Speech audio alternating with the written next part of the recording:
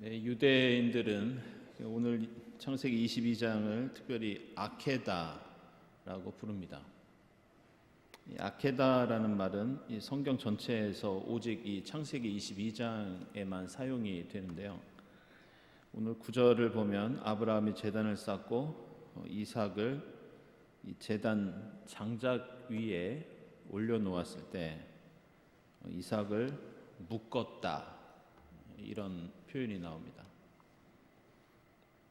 이 묶었다는 히브리어가 아키드고 여기서 아케드라는 말이 나왔습니다. 그래서 오늘 창세기 22장에 우리가 제목을 붙인다면 우리말로 결박, 이렇게 붙일 수 있겠습니다. 오늘 22장에 이렇게 특별한 제목이 붙었다는 것은 그만큼 이 이야기가 사람들에게 널리 알려지고 또 중요한 의미가 이 속에 담겨 있다는 것을 의미합니다. 이 22장의 아케드는 아브라함의 삶에서 어떻게 보면 가장 당혹스럽고 고통스러운 순간을 우리에게 알려주고 있습니다.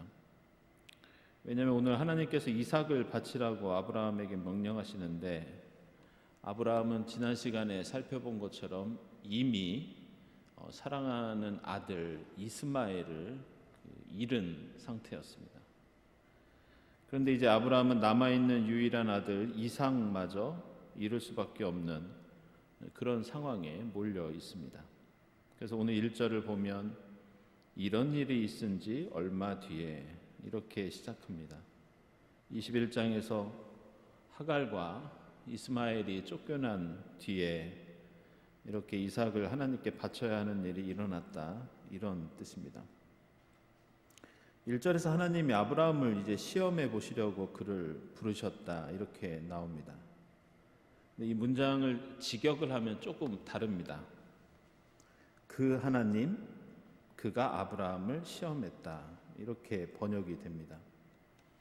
일반적으로 이 히브리어 문장에서는 동사가 먼저 나오고 그 다음에 주어가 나옵니다. 우리말은 나는 밥을 먹었다, 이 말처럼 주어, 목적어, 동사, 이런 순서로 나오죠. 영어는 주어, 동사, 목적어, 이런 순서를 갖고 있습니다. 그런데 히브리어는 동사가 맨 앞에 나오면서 주어, 목적어, 이런 순서입니다. 그래서 하나님이 아브라함을 시험하셨다, 이 부분은 원래대로라면 시험했다, 하나님이 아브라함을, 이렇게 됩니다. 그런데 오늘 말씀은 하나님 앞에다가 정관사를 하나 붙여서 그 하나님, 그가 아브라함을 시험했다, 평소와는 다른 식의 문장 구조를 보여줍니다. 이것은 아브라함이 시험을 받았다는 게 강조되는 것이 아니라 하나님의 행동을 강조하는 표현입니다. 그것도 약간 이례적이고 놀랄 만한 일, 세상에 어떻게 하나님이 그렇게 하셨을까, 이런 느낌처럼 하나님이 그런 행동을 하신 것이 매우 드물고 특별하다는 것을 이 1절부터 가리키고 있습니다. 그만큼 하나님이 누군가를 시험하시는 것은 사실은 성경에서 대단히 드문 일입니다. 우리가 신앙생활하면서 무슨 어려운 일이나 이제 고난이 오면 그런 말을 할 때가 있죠. 하나님께서 시험하신다. 근데 오늘 본문에서 그 하나님이 아브라함을 시험하시다니, 이 말씀처럼 비록 하나님의 시험이 없는 것은 아니지만 우리 일상생활 속에서, 신앙생활 속에서는 매우 이례적인 사건이라고 할 수 있습니다. 그래서 2절을 보면 하나님의 명령이 너의 아들, 내가 사랑하는 외아들 이삭을 데리고 모리아 땅으로 가거라, 이렇게 나옵니다. 이 문장도 직역하면 그냥 데리고 가라는 게 아니라 좀 독특한 표현이 이 속에 들어가 있습니다. 내 아들을 데리고 가라, 부탁한다, 이런 말이 이 히브리어 문장에 사실은 숨어 있습니다. 이게 우리말로 보면 얼핏 좀 이상한데요. 이것은 하나님이 사람에게 무엇인가를 망설이시면서 표현할 때 주로 이런 표현을 사용합니다. 따라서 지금 성경 기자는 하나님께서도 지금 아들 이삭을 바치라는 그런 아브라함에 대한 그 시험이 얼마나 아브라함에게 치명적인 것인지 잘 알고 계신다는 것을 알려주는 의미에서 이런 표현을 사용하고 있다고 할 수 있겠습니다. 그리고 아브라함에게 내리시는 이 명령과 시험이 얼마나 감당하기 힘든 것인지는 그 명령의 표현을 봐도 알 수 있습니다. 하나님께서 이삭을 바치라고 하시면서 내 아들, 내가 사랑하는 외아들 이삭을 바쳐라, 이렇게 바쳐야 하는 대상을 3번이나 반복하면서 명령을 내리십니다. 이것은 이미 창세기 12장에서 아브라함을 부르시고 아브라함에게 명령하실 때에도 똑같이 나왔던 그런 방법이었습니다. 여러분 기억하시겠지만 너는 내가 살고 있는 땅, 내가 난 곳, 너의 아버지 집을 떠나라, 이렇게 같은 의미의 이 장소를 3번이나 반복하면서 아브라함에게 지시한 땅으로 가라고 명령을 내리십니다. 마찬가지로 오늘 2절에서도 그냥 이삭을 바쳐라 혹은 내 아들을 바쳐라, 이것이 아니라 내 아들, 내가 사랑하는 외아들 그 이삭을 바쳐라, 이렇게 말씀하십니다. 2절 하반절을 보면 이제 모리아 땅으로 가거라, 내가 일러주는 그 산에서 이삭을 번제물로 바쳐라, 이렇게 나옵니다.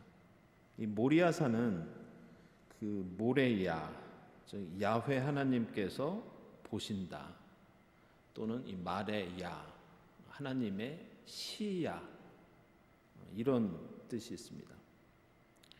이전 시간에도 언급했듯이 하나님께서 무엇인가를 보신다고 할 때는 단순히 하나님의 시선이 머문다는 의미만은 아닙니다.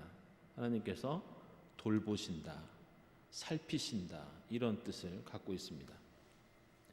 결국 지금 이 시험이 아직 시작 단계인데 하나님이 보고 계신 상황에서 이루어지는 것이기 때문에 어떻게 보면 이 시험이 절망이나 비극으로 끝나지 않을 것을 벌써 여기에서 암시하고 있다고 할 수 있겠습니다. 3절에서 아브라함은 다음 날 아침 일찍 일어나서 길을 떠날 준비를 합니다. 어떻게 보면 부모된 입장에서 이 길이 선뜻 나서고 싶지 않은 그런 길인데도 불구하고 아침에 일찍 일어나서 출발했다는 말씀은 아브라함이 더 이상 하나님의 명령에 고민을 하거나 주저하는 것 없이 바로 순종하고 결단했다는 것을 가리킵니다. 이것은 나귀의 등에 안장을 얹고 장작을 쪼개고 길을 떠났다고 하는 이 3절 말씀을 통해서도 우리는 알 수 있습니다.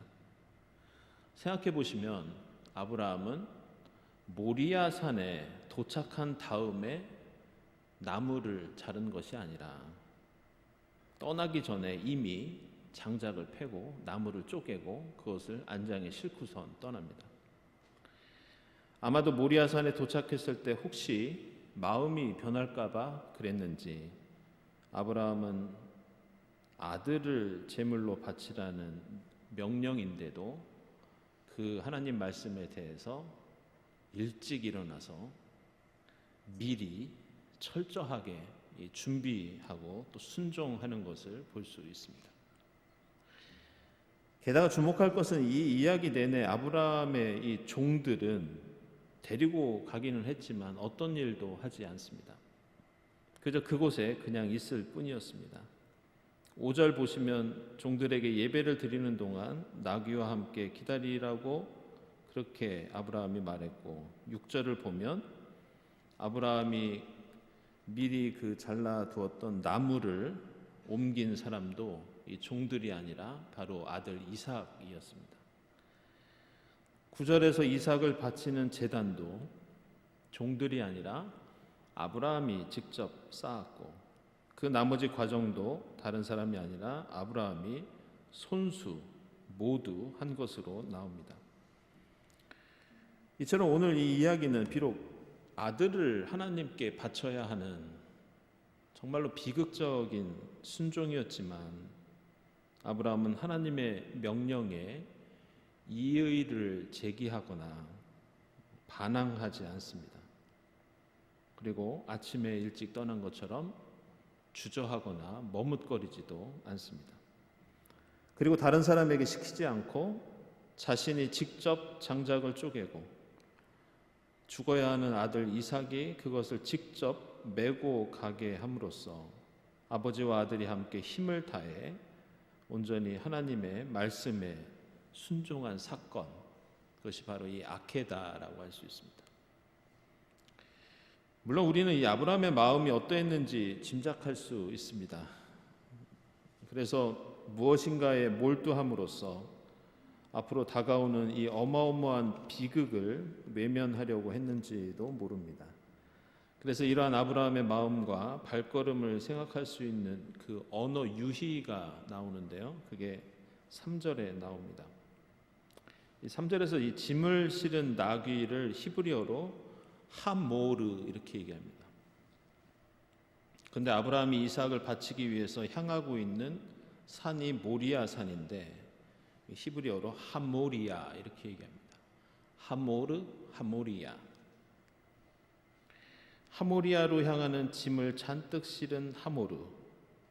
하모리아로 가는 아브라함의 마음은 마치 이 짐을 가득 실은 이 나귀와 같은 힘들고 무거운 발걸음이었을 것입니다.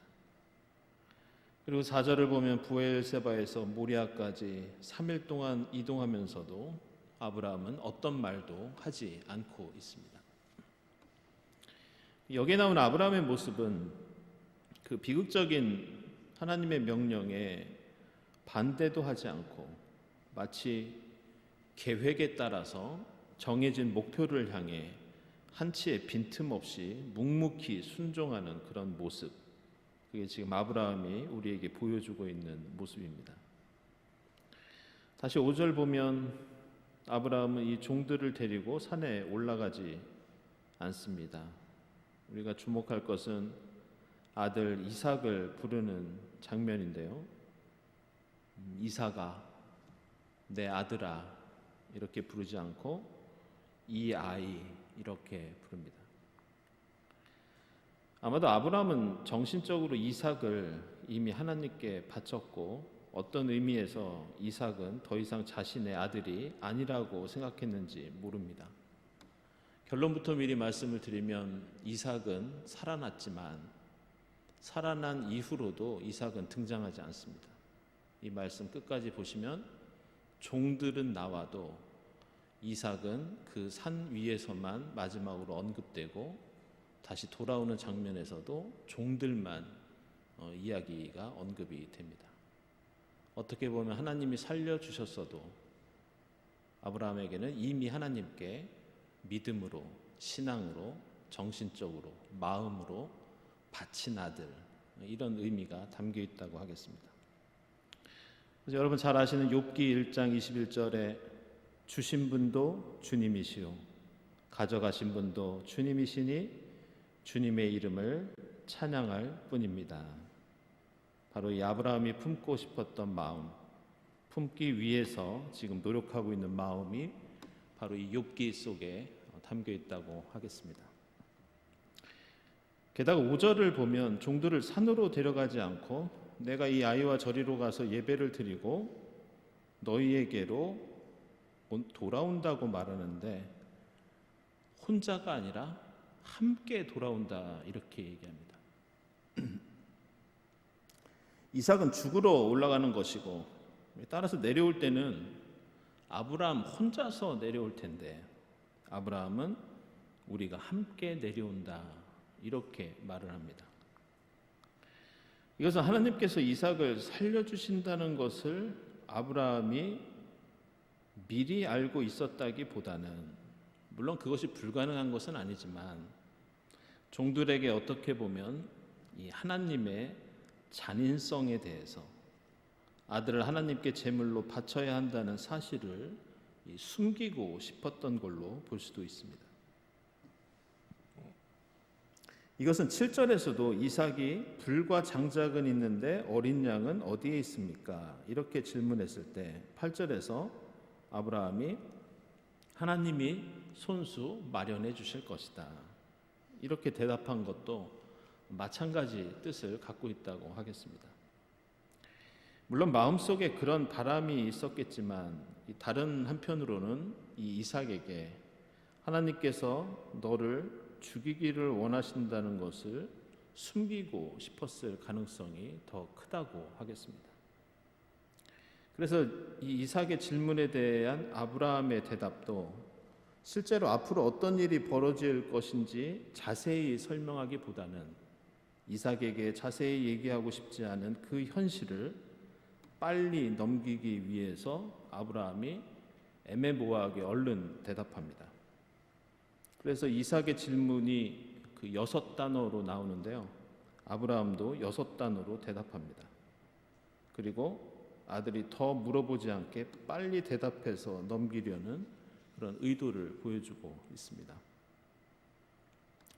이 아브라함이 미리 제물을 준비하신 것을 알 리가 없다는 것은 이 이삭은 어린 양이 어디 있냐고 물었고 아브라함도 어린 양이라고 대답했지만 나중에 보면 실제로 하나님께서는 어린 양이 아니라 숫양을 준비하십니다.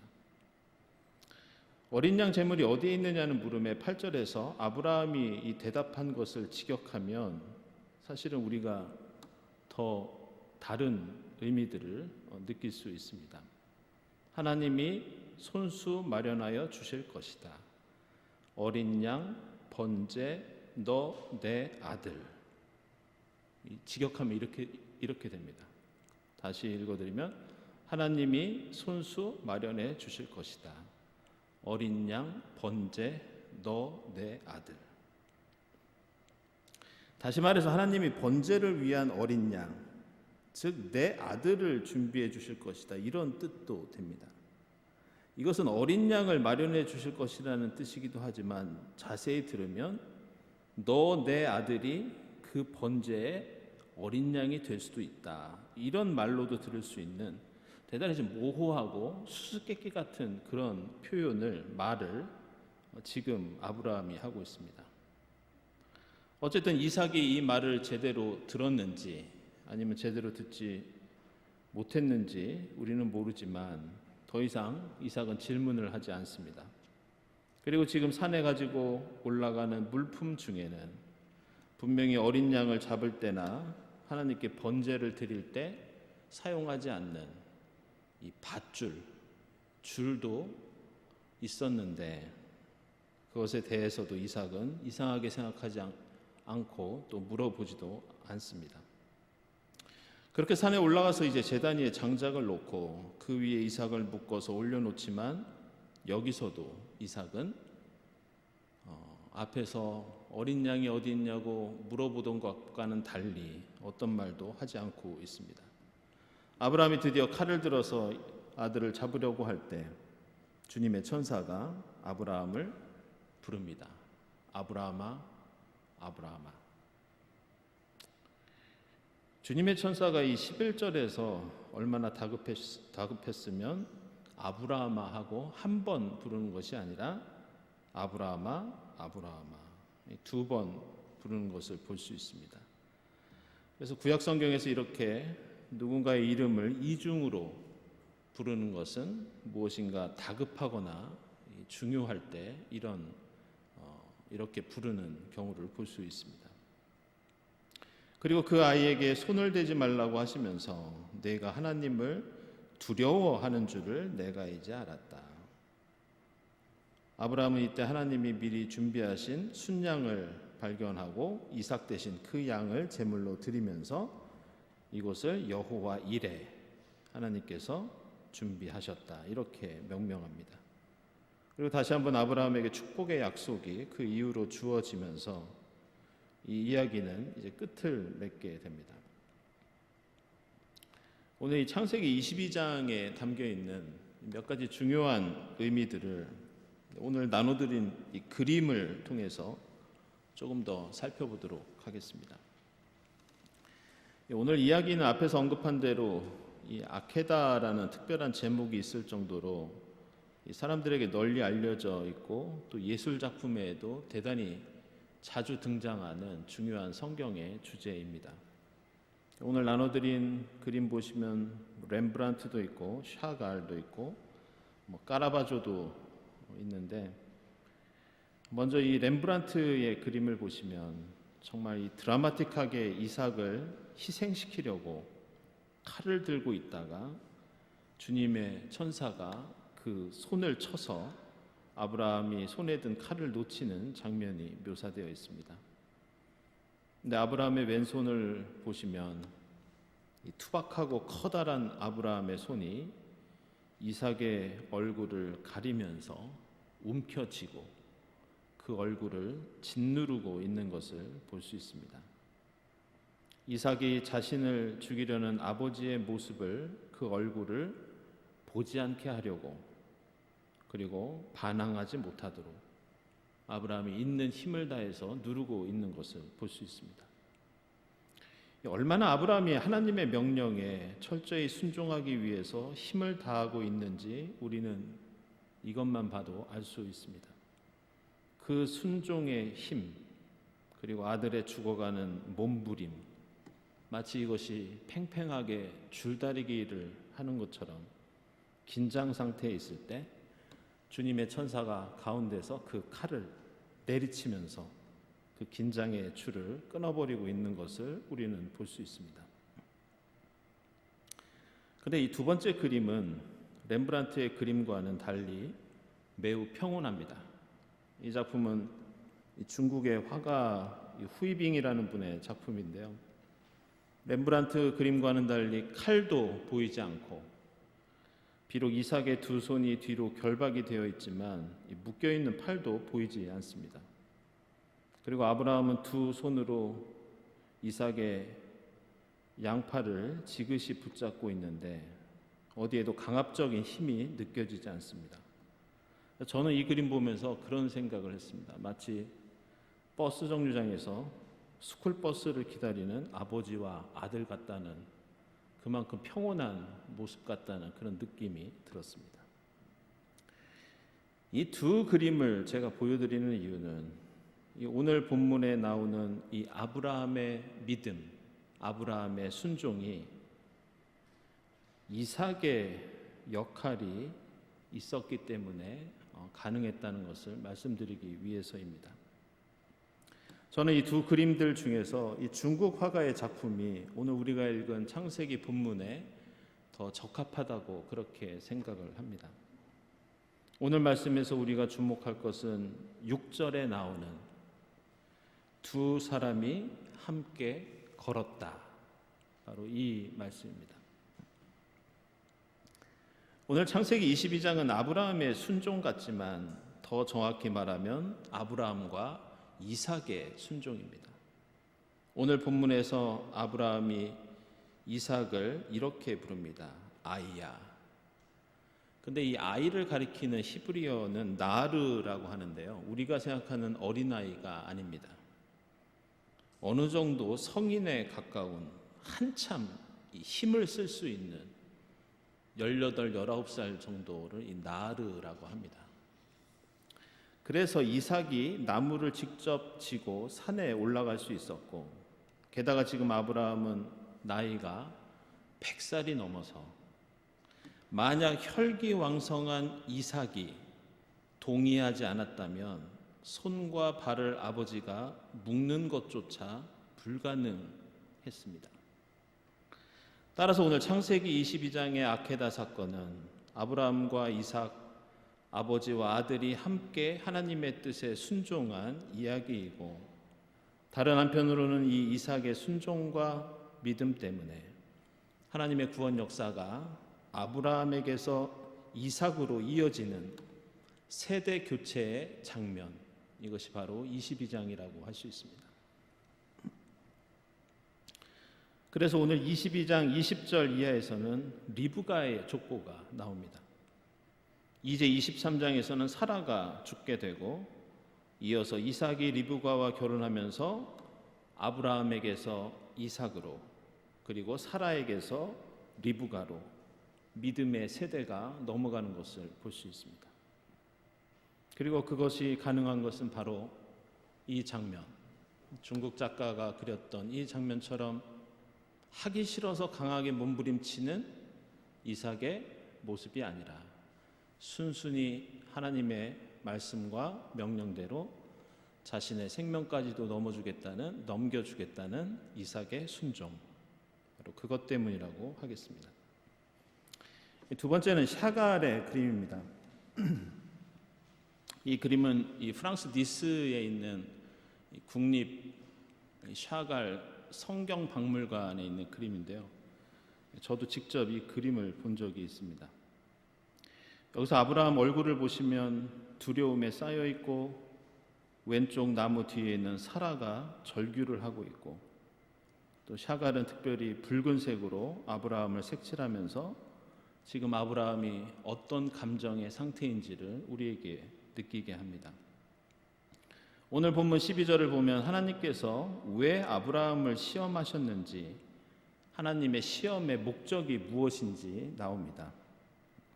그것은 하나님을 두려워하는 것, 바로 이것을 확인하기 위해서 하나님께서 아브라함에게 명령을 내리셨고 시험을 하셨다, 이렇게 나옵니다. 그래서 아브라함은 하나님께서 이삭 대신에 순양을 제물로 준비하셨다고 해서 14절에서 이곳을 여호와 이레 이렇게 부르는데, 이 말은 하나님을 두려워한다는 여호와 예레, 이 말과 매우 비슷합니다. 자기 자신이 하나님의 피조물이며 하나님의 구원과 은혜 없이는 살 수 없음을 깨닫고 하나님을 두려워하는 이에게 하나님께서는 보고 계시고 그 시야 안에 두고 계시고 무엇인가 준비하고 계신다. 이것이 오늘 22장의 결론이면서 이 샤갈은 그것을 표현하고 있습니다. 세 번째로 아브라함이 이삭을 희생시키려고 하다가 하나님께서 준비하신 양을 보고 이 장소를 여호와 이레 이렇게 부른 것은 성경 기자가 이 지금 말씀의 중심 주제를 아브라함이나 이삭의 믿음이나 순종보다 하나님의 은혜와 사랑, 여기에 더 포커스를 맞추고 있다고 할 수 있습니다. 아브라함의 믿음과 순종이 강조되었다면 이 장소는 여호와 이레라고 불리지 않았을 겁니다. 아브라함이 순종했다는 뜻에서 아브라함 샴마 이런 이름이 붙었을 겁니다. 근데 여기서는 중요한 게 하나님께서 준비해 주셨다. 하나님께서 은혜를 베풀어 주셨다. 하나님께서 살려주셨다. 하나님이 주인공입니다. 그래서 중요한 것은 하나님이 아니라 신실하신 하나님, 하나님의 은혜와 구원이 바로 오늘 22장의 핵심이라고 할 수 있습니다. 그래서 우리가 주목할 것은 이 샤갈의 그림을 보시면 그림 오른쪽 위에 십자가를 지신 예수의 모습이 묘사되어 있습니다. 오늘 창세기 22장 6절을 보시면 아브라함은 번제했을 나무를 이삭에게 지우고 산을 오르는데, 이것은 예수께서 십자가를 지시고 골고다에 오르셨던 그 모습을 연상시킵니다. 이삭의 발이 묶인 모양은 나중에 하나님의 어린 양 예수 그리스도가 발이 묶인 채 십자가에 달리셨던 그 모습을 역시 떠올리게 합니다. 아브라함이 이삭을 죽이려는 걸 막으시고 준비하신 순양을 대신 희생시키신 하나님, 이제 예수께서 이 땅에 오셔서 그 속죄양이 되셔서 우리에게 생명과 구원을 베풀어 주셨다.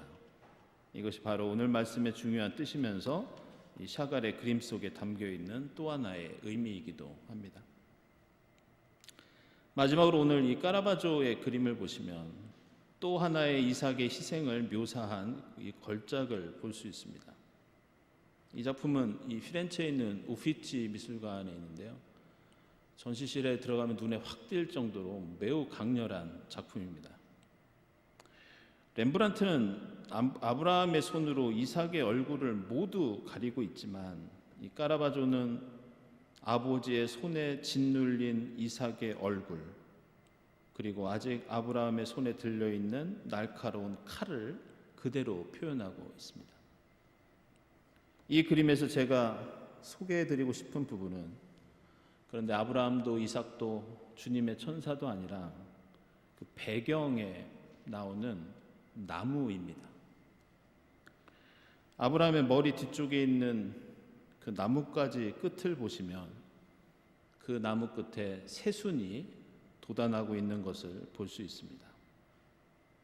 아들 이삭의 생명을 하나님께 드리는 이 죽음의 장면에서 나뭇가지 끝에서는 새로운 생명이 자라고 있다는 것을 우리는 볼 수 있고, 이 카라바조라는 위대한 작가는 기가 막힌 표현을 이 이야기의 결론으로 우리에게 표현하고 있습니다.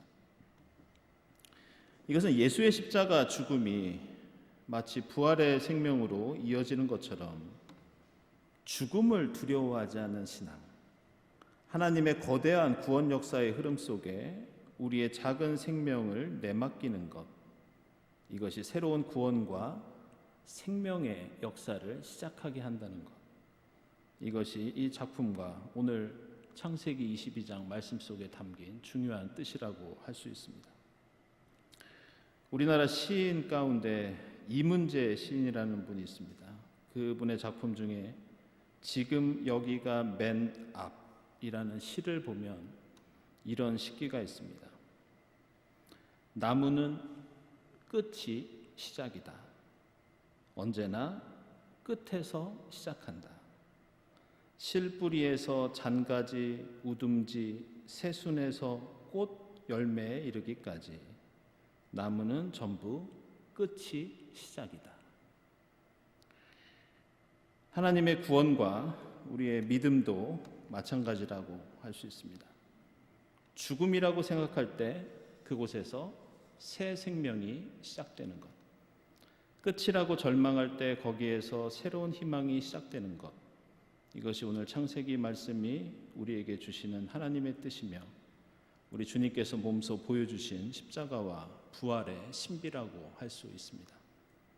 오늘 창세기 말씀을 마음에 품고 아브라함과 이삭이 이 모리아 산을 향해 갔던 그 길, 주님께서 십자가를 지고 오르셨던 그 길이 생명과 구원으로 이어진다는 믿음을 가지고 우리도 묵묵히 순종하며 따를 때 우리의 그 작은 믿음과 순종을 통해 하나님의 새로운 구원의 역사, 생명의 역사가 움트게 될 줄로 믿습니다.